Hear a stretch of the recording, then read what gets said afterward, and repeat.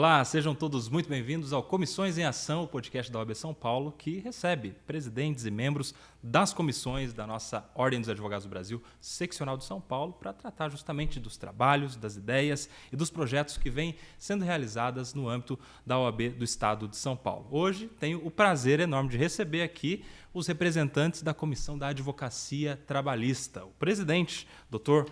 Otávio Pinto e Silva, que é advogado, presidente da Comissão da Advocacia Trabalhista, professor da Faculdade de Direito da Universidade de São Paulo e membro da Academia Paulista de Direito do Trabalho. Junto com ele, conosco também, doutora Beatriz Montenegro Castelo, que é advogada, vice-presidente da Comissão da Advocacia Trabalhista e membro da Academia Paulista de Direito do Trabalho. Estou muito bem acompanhado aqui com a doutora Beatriz, doutor Otávio. Sejam bem-vindos. É um prazer, Nelson, estar aqui e poder falar um pouco das atividades da nossa comissão, né, Bia? Uma comissão muito importante, né, doutora Beatriz? Talvez uma das que seja das comissões mais procuradas da OAB São Paulo nos editais que a gente abre para a procura da classe, doutora Beatriz. A maior comissão de todas. Né? Sim. Quantos membros, mais ou menos, a gente tem? Olha, já passamos dos 600. É muita gente, hein? Muita gente. Uma gente do estado todo. Gente do estado todo. Muito legal. Quero começar, doutor Otávio, perguntando para você, pedindo para que você apresente à nossa audiência, ao nosso público, a missão. Por que existe a Comissão da Advocacia Trabalhista? Quais são as missões dessa importante comissão da OAB São Paulo? Perfeito. Acho que a principal missão é trazer um ponto de apoio para a advocacia trabalhista, tanto no que se refere à discussão de temas de direito material do trabalho, quanto do dia a dia da advocacia, especialmente no questões processuais trabalhistas, do funcionamento da justiça do trabalho e das prerrogativas da advocacia, porque nós temos que pensar também nesse nosso dia a dia o que pode acontecer e que afete a atividade do advogado, da advogada. E por ser justamente uma das comissões mais ocupadas na nossa OAB São Paulo pela advocacia, também é uma das comissões com mais atividades, né? Muitas ações, encontros. Explica para a gente, doutora Beatriz, algumas dessas atividades. É uma comissão bastante ativa. Nós temos uma reunião mensal a cada segunda, sexta-feira do mês. Nós temos uma reunião mensal e temos também fizemos outras várias atividades já nesses poucos meses, né, doutor Otávio?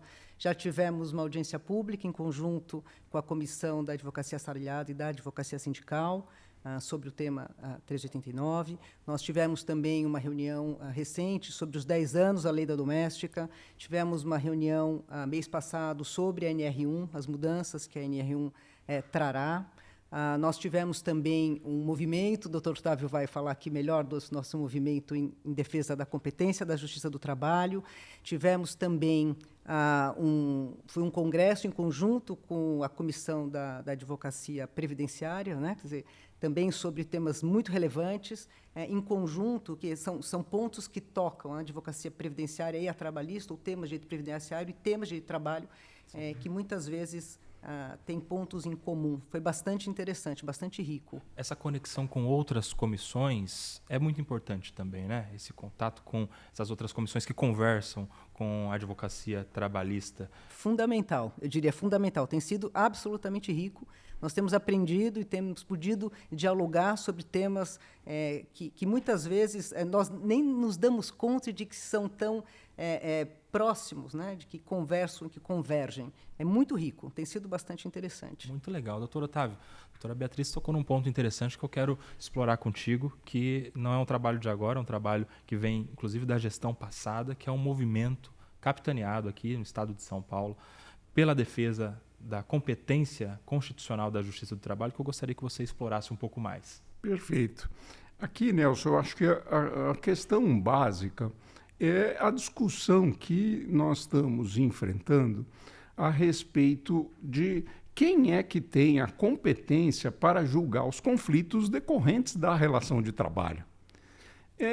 Parece ser simples a questão, porque o artigo 114 da Constituição diz que é da Justiça do Trabalho.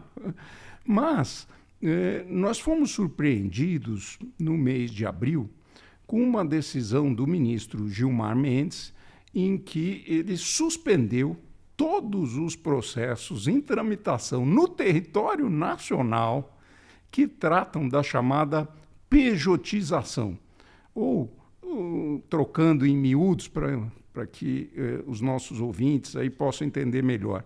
O que é? É aquela ideia de que uma pessoa jurídica pode ser contratada por via de um contrato de prestação de serviços, então de natureza civil, não trabalhista, para executar uma atividade em favor de outra.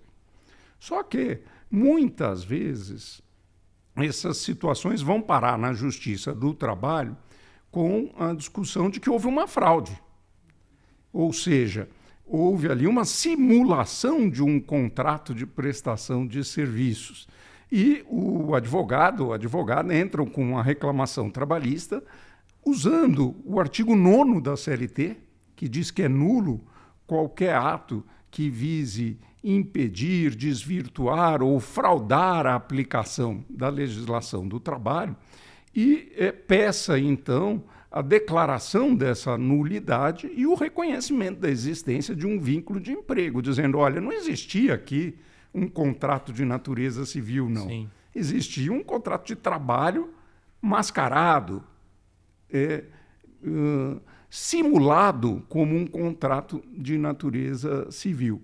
E pede, então, os direitos trabalhistas daí decorrentes. Férias, 13º, fundo de garantia, verbas rescisórias, hora extra, adicional de insalubridade, sei lá, né? O que poderia ser objeto de reivindicação caso a legislação trabalhista tivesse sido devidamente aplicada.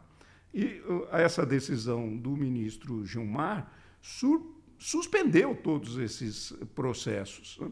E está trazendo uma repercussão muito significativa no andamento das causas trabalhistas na Justiça do Trabalho. Acho que todo advogado, advogada, já passou aí por uma audiência onde o juiz chegou e falou assim, olha, esse processo hoje eu não posso fazer nada, né? Porque o ministro Gilmar Mendes suspendeu. Suspendeu todos os processos em trâmite e imagino que tenha inibido o ajuizamento de muitas outras reclamações também, né?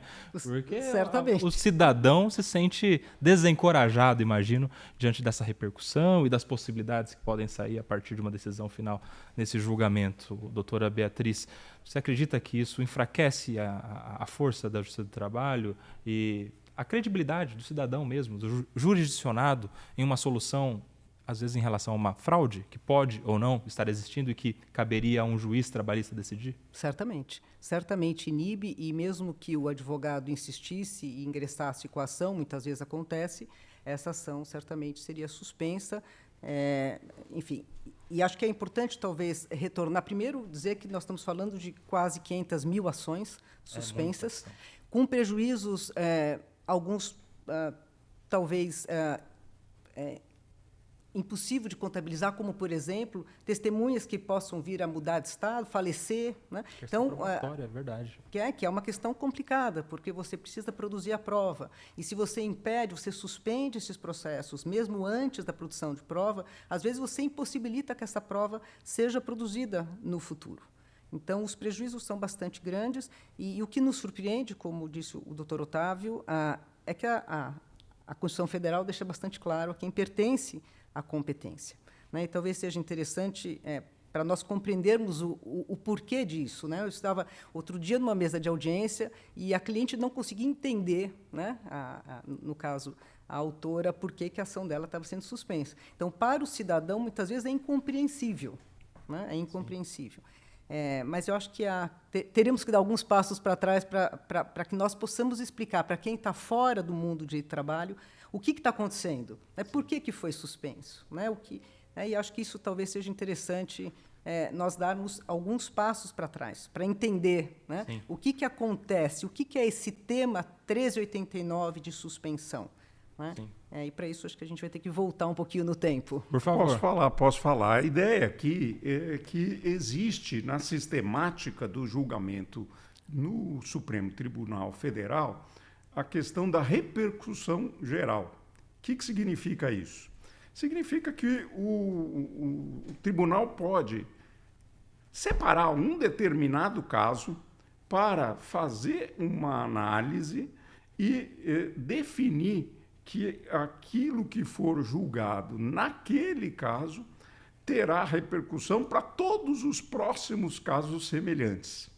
Então, o que foi feito nesse caso? E olha, é interessante porque é um caso que tinha sido julgado improcedente na Justiça do Trabalho.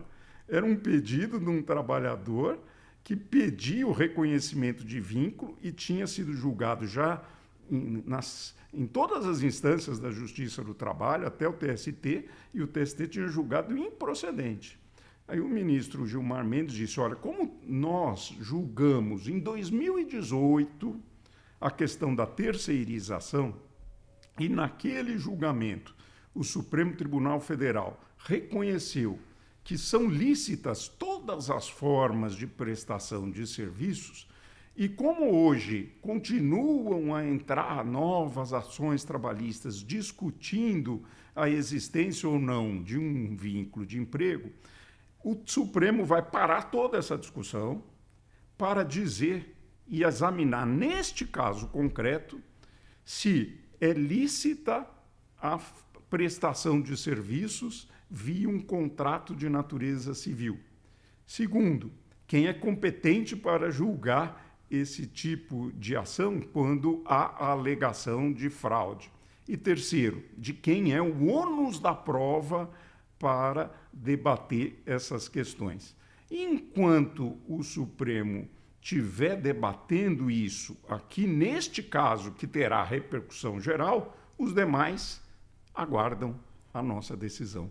Então, traz esse problema que a doutora Beatriz falou. E esse enquanto não há prazo, né, doutora Beatriz? Porque não é um processo pautado, não é que há vista com um ministro ou outro. Ou seja, sabe-se lá quando isso vai se resolver, a gente não tem no horizonte quando isso vai ser julgado.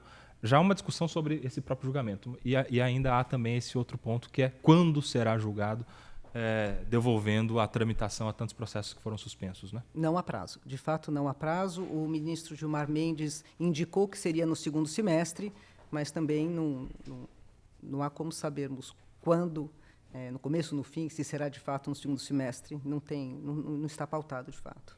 Agora, Nelson, tem uma questão que é interessante, que é o seguinte, quer dizer, fica essa indefinição de quando será pautado, mas, por outro lado, o sistema de repercussão geral abre a possibilidade da sociedade se manifestar. Sim. E aqui, acho que a OAB São Paulo tem feito um trabalho muito interessante a respeito, porque desde da gestão da presidente Patrícia Vanzolini, nós já estamos falando desse tema, dessa importância da Justiça do Trabalho Sim. ter a sua competência constitucional assegurada. E agora, nessa semana, o Conselho Federal da OAB acaba de aprovar uma intervenção, nesse caso que está no Supremo, como amicus curiae, ou seja, a OAB vai entrar no processo como amiga da Corte para trazer as informações e aquelas ideias que sustentam a tese da competência da Justiça do Trabalho. Quer dizer, foi um pedido que nós encaminhamos aqui da OAB de São Paulo para a OAB Federal, foi amplamente debatido no âmbito do sistema federal, pela Comissão de Direito do Trabalho, pela Comissão de Direitos Sociais, pela Comissão de Assuntos Constitucionais, pela Comissão de Direito Empresarial e, finalmente, pelo Conselho Federal, e aprovou essa intervenção. Já que você falou sobre esse ponto, Otávio, quero falar que não foi um trabalho que foi simplesmente encaminhado, não foi um ofício da OAB São Paulo, foi um trabalho que foi acompanhado de um grande movimento de repercussão midiática, de ações em frente, inclusive, o Fórum Trabalhista Rui Barbosa, aqui em São Paulo. Acompanhei o trabalho que você, Beatriz, e toda a comissão, com diversas outras entidades, importantes que se diga também, da advocacia aqui, parceiras da OAB São Paulo, e que, portanto, chegou com muita força. Queria que vocês destacassem o trabalho desse movimento realizado para que pudesse já gerar os seus primeiros frutos, inicialmente agora com uma intervenção da OAB como amicus curiae. Olha, perfeito, foi isso mesmo. Nós fizemos no início do mês de maio, participamos né, de um movimento nacional de mobilização em defesa da competência da Justiça do Trabalho. Todas as entidades da advocacia aqui de São Paulo participaram desse ato lá na Barra Funda. A Associação dos Advogados de São Paulo, a Associação dos Advogados Trabalhistas, a ABRAT, a Associação Brasileira dos Advogados Trabalhistas, o IASP, né?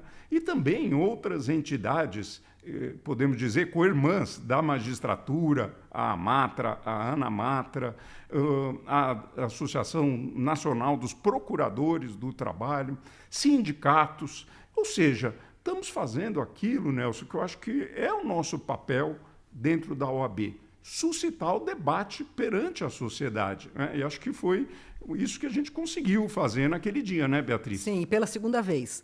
Já havia, né, já havia havido um movimento parecido com este a respeito da defesa da competência da Justiça do Trabalho na outra gestão, isto é, a OAB São Paulo já está atenta a esse tema já faz tempo, e isso decorre, isso é bastante interessante, Sim. porque isso decorre de decisões, esse movimento, essa atenção ao perigo de restrição da competência da Justiça do Trabalho, porque antes da repercussão geral, esse tema Sim. 389, nós já tínhamos várias decisões monocráticas de ministros do Supremo Tribunal Federal em reclamações constitucionais, já indicando a restrição da competência da Justiça do Trabalho em decisões monocráticas, em reclamações constitucionais, apontando para essa direção. E já aí, neste momento, isso faz acho que cerca de um ano e meio, já houve um movimento nesse sentido, né, de levantar a questão pela defesa da competência da Justiça do Trabalho,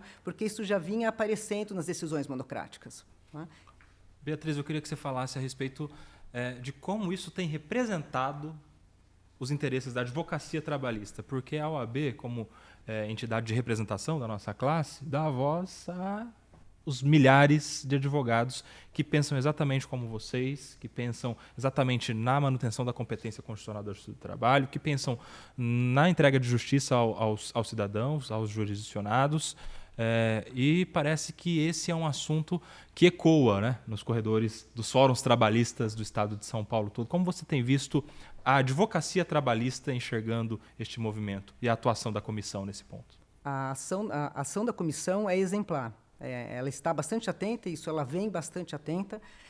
Isso ecoa fortemente nos corredores, porque a Constituição Federal é muito clara. Para quem atua na advocacia trabalhista, fica muito fácil de enxergar.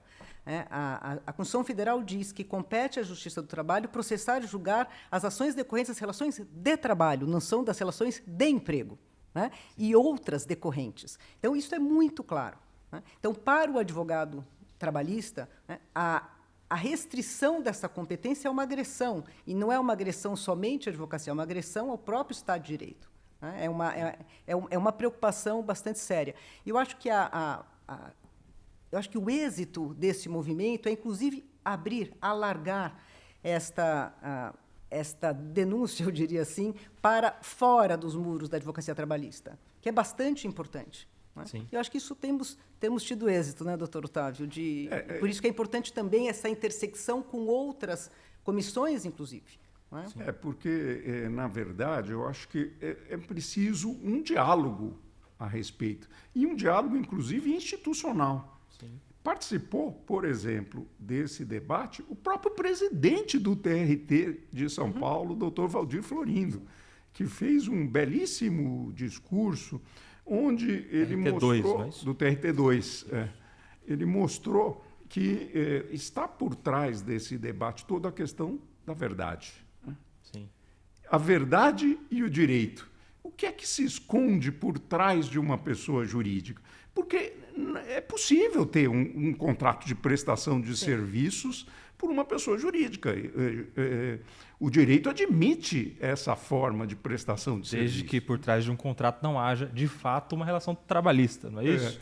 Com esse contrato todos. Não esteja escondendo Exato. Uma relação que tenha subordinação, pessoalidade, continuidade, remuneração, que são os requisitos dos artigos 2º e 3º da CLT. Perfeito, muito a questão a gente volta a quem cabe dizer se ali há uma fraude ou se ali há um autêntico contrato contrato de prestação de serviço, a quem cabe? Essa é a questão. E parece-me uma questão de fato, caso a caso, não é isso? E que questões, debates, de fato, não devem chegar às nossas cortes superiores, que devem se restringir ao debate do direito.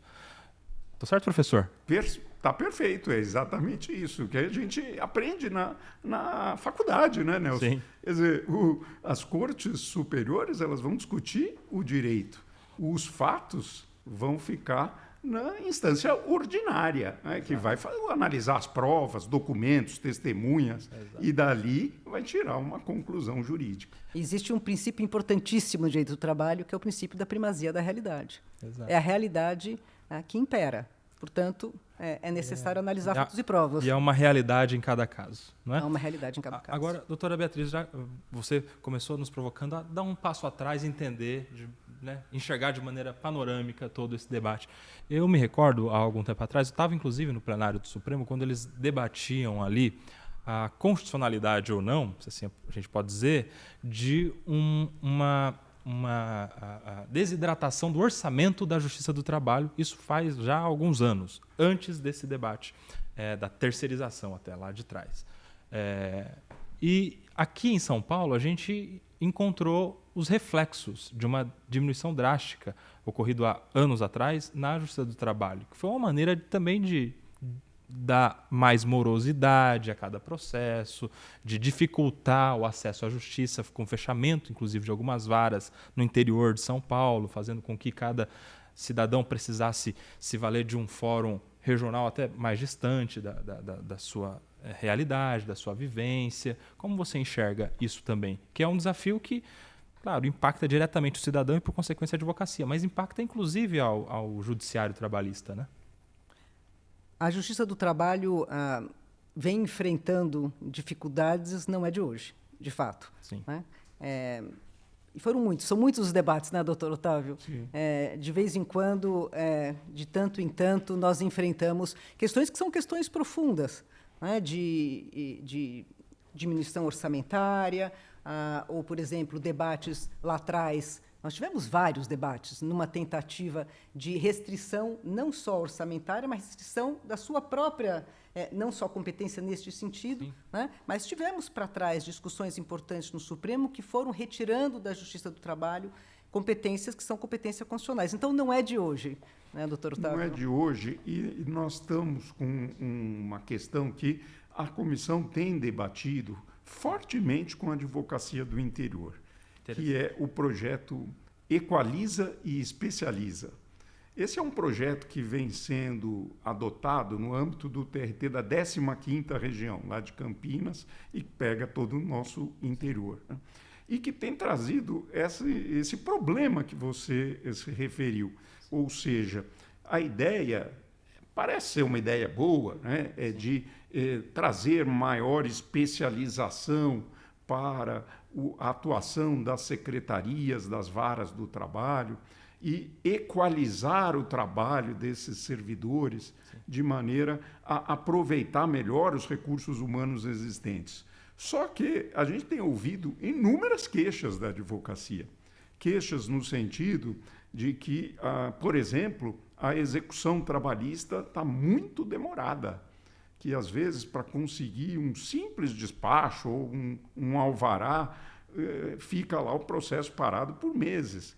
E até uma dificuldade de atendimento para o advogado ou advogada, que precisa procurar lá um balcão virtual, muitas vezes faz uma consulta, traz uma demanda, no dia seguinte, quando volta, já não é aquele servidor, é outro. Sim. Então, ele já não sabe daquilo que foi debatido no dia anterior. Sim. Quer dizer, então, é preciso aperfeiçoar isso, melhorar a forma como a Justiça está lidando com esse projeto. E, claro, né, tudo isso é fruto da restrição orçamentária.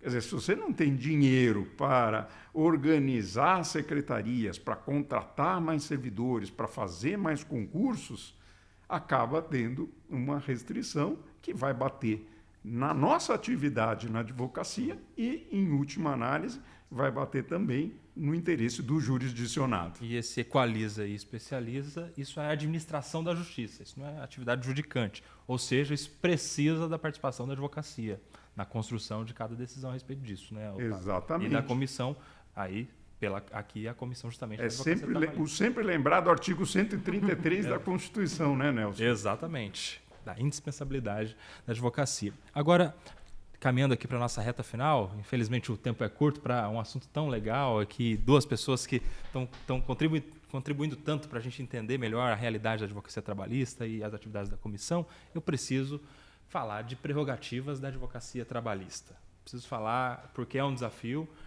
tem as suas peculiaridades a advocacia trabalhista, até pelas suas audiências são diferentes, tem o seu regramento próprio em relação às demais áreas do direito. Doutor Otávio, como tem sido o desafio de manter valendo a prerrogativa da advocacia trabalhista?